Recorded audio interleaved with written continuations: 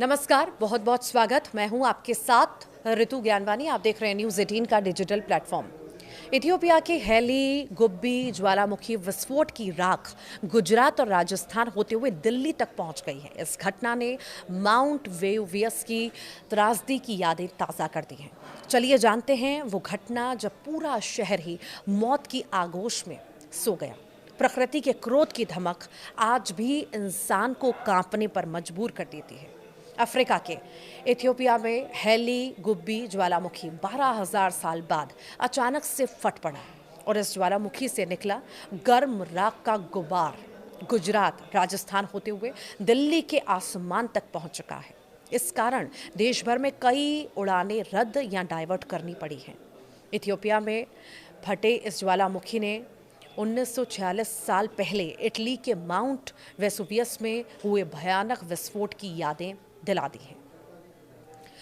नवासी ई में दो जोरदार भूकंप के झटकों ने वेसुवियस पहाड़ पर ऐसी दरार डाली थी कि हजारों साल से सोया ज्वालामुखी अचानक से एक दिन फट पड़ा और इस ज्वालामुखी से निकले लावे और जहरीले गैस की गुबार ने रोमन शहर पोम्पेई एक ही रात में राख में तब्दील कर दी है और हजारों लोगों को सोते सोते ही कंकाल बना दिया।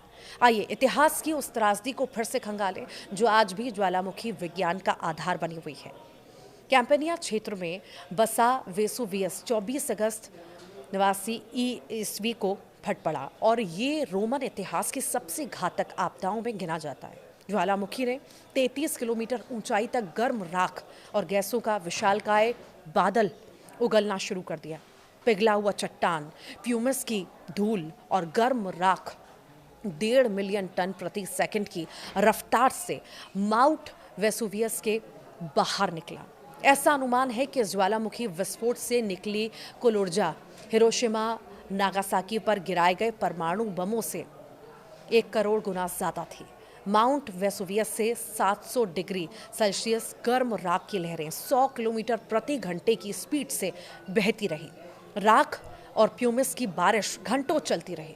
हालांकि इस पहाड़ के करीब ही बसे पोम्पेई शहर के लोग इस खतरे को पूरी तरह भांप नहीं पाए।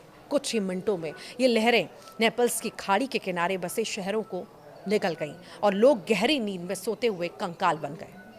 हालांकि ये तबाही रातों रात नहीं उतरी थी। इससे शांत ज्वालामुखी के फटने के पीछे यहाँ कुछ साल पहले आए 2 बड़े भूकंप को एक बड़ी वजह माना जाता है। दरअसल रोमन इतिहास में दर्ज रिकॉर्ड के मुताबिक यहाँ 5 फरवरी 62 ईस्वी को नेपल्स की खाड़ी में एक बड़ा भूकंप आया जिसने पोम्पेई को बुरी तरह से झकझोर दिया। दीवारें ढह गई, मंदिर टूटे, सड़कें फटी और इस भूकंप से तबाही कई इमारतों की मरम्मत ही चलती रही थी कि 64 ईस्वी में एक और छोटा भूचाल आया। वहीं वेसुवियस के विस्फोट से ठीक 4 दिन पहले भी कुछ छोटे भूकंप आए, लेकिन उन्हें खतरे की घंटी नहीं माना गया। हालांकि इस भूकंप ने चट्टानों में दरारें डाली और उबलता लाल लावा ऊपर फट पड़ा। फिर आया वो काला दिन। मिसनम शहर से प्लिनी द यंगर ने इस घटना का जीवंत वर्णन किया।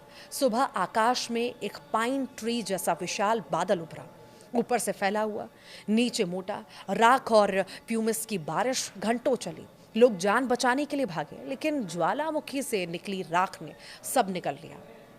पोम्पेई शहर पूरी तरह मिट्टी में मिल गए। राख की परतों ने 1500 से ज्यादा शवों को संरक्षित कर दिया, जो हजारों साल पुरातत्वविदों को जस की तस मिली।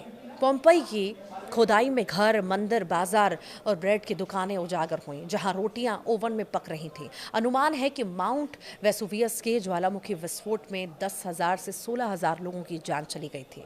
वहीं इथियोपिया के ज्वालामुखी में हुआ विस्फोट माउंट वेसुवियस जैसा खतरनाक तो नहीं, लेकिन ये भी वेसुवियस की तरह लगभग 10,000 से शांत बैठा था और इस विस्फोट के पीछे भी भूकंप को ही वजह माना जा रहा है। एटा अले रेंज का ये हिस्सा पृथ्वी की प्लेटों के टकराव का केंद्र है।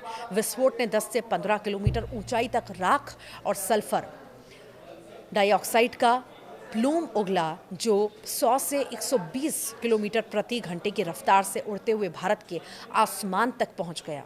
डीजीसीए ने इस ज्वालामुखी राख के मद्देनजर सोमवार को एयरलाइंस को एडवाइजरी जारी की, जिसमें इस राख वाले इलाकों में जाने से बचने को कहा गया, क्योंकि इस राख के कण इंजन में चिपक कर उसे खराब कर सकते थे।